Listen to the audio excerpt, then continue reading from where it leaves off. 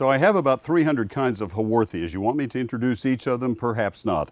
But this one is so unusual. Haworthia truncata. It divides just like a coxcomb, all in one direction.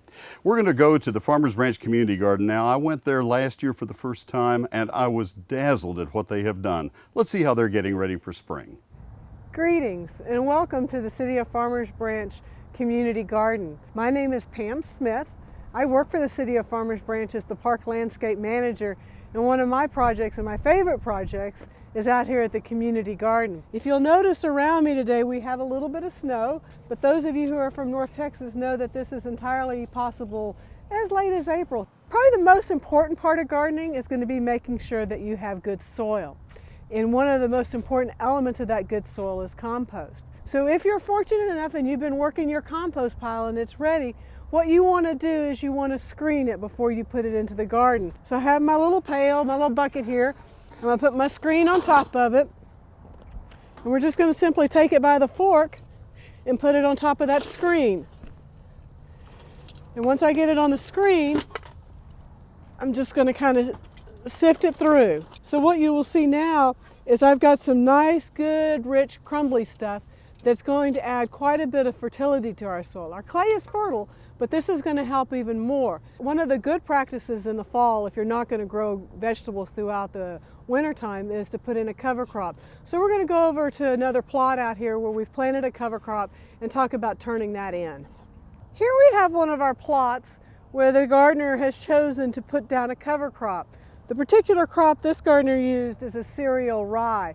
And what makes a cover crop good is it helps add fertility to the soil. You're just going to turn this back into the soil as a green manure and it's going to break down and add to that fertility. If you already have your garden and you didn't do a cover crop, you should not till the garden.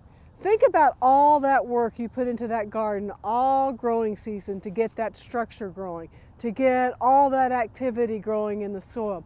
If you were to come in right now and just till this, if there was nothing in here, you would be starting all over from scratch again. So now that I've given you a break and you don't have to till the soil and the earthworms are going to be happy, let's go over and look at my plot, and I want to show you how I've set up the watering that will help us get through these hot summers that we experience here. Don't wait until the middle of the summer to figure out how you're going to deal with the watering. You want to set it up at the beginning. The thing that I have found to be very helpful is to get a mechanical timer. It's nothing more than like an egg timer, except you put a hose on one side and your hose bib on the other. Here's a soaker hose. I have woven this throughout the plot, and you want to do this now because think about it, when your vegetables grow, it's going to be very difficult to get that in there. You don't want to just take your water hose and let that strong force of water hit the soil because it will mess everything up. So I would get a water breaker. I like the wand. Here's the water breaker, and what it will do is it will break up that so it looks like a little watering can as you're putting your water out. Now we're actually going to go talk about what to plant. This is actually the most exciting thing. So let's go over, look at some vegetable seeds and see what works well here in our area. Planting in April, we're really planting for the warm season, okay?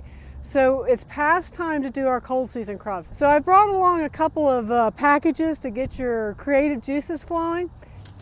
I think this one is fun. In terms of radishes, this one is called Easter egg mixture. You can plant these in the garden almost under some of your other crops because it's going to mature so quickly. You know, you can grow the regular yellow summer squash and the zucchini and make zucchini bread forever. Or this one is interesting. It's called an early white bush scallop squash. Has a little bit different flavor, but it cooks up really well and grows quite easily. Another sure-proof vegetable to grow here in the summer are our peppers. You can grow the bell peppers or jalapeno peppers or banana peppers. Anybody can grow them, and even if you go on vacation, you can come back and still be able to harvest. So grow some peppers. If you're going to plant tomatoes, it's very critical that you go ahead and get them in the ground now. I wouldn't recommend planting tomatoes in our area much past the 15th of April. You're getting on the borderline. Celebrity is one that does quite well. Carnival, porter tomatoes do well. Roma tomatoes, great for sauces. And then I think every garden should have one cherry tomato. As with all vegetables, it's really important that you harvest as they mature. As long as you keep harvesting, you are sending that message to that plant to keep producing. If you stopped harvesting, then the production is going to slow down. Go ahead and experiment. If something looks really interesting on that seed rack, look on the back, make sure that you have the time in which to grow it, and give it a try. I wish you a bountiful harvest. Our thanks to Pam Smith from the Farmers Branch Park Department. She is tremendous. That community garden is great. But wait until later this spring when we visit with her about her rose garden, the Earthkind Rose Garden in the city of Farmers Branch. It's the best in North Texas. We invite you to go to our website, digindfw.com, where you can find our virtual calendar, and that calendar will tell you that this is the time now to plant your warm season flowers and vegetables. Our frost-free date has come, it's passed, we're ready. Let's go in just a moment to the Fort Worth Botanic Garden, where we'll see how it looks coming out of the winter and gearing up for the springtime. It's onion season, sweet onions to be exact. I'm going to show you how to caramelize onions to get their full flavor and sweetness.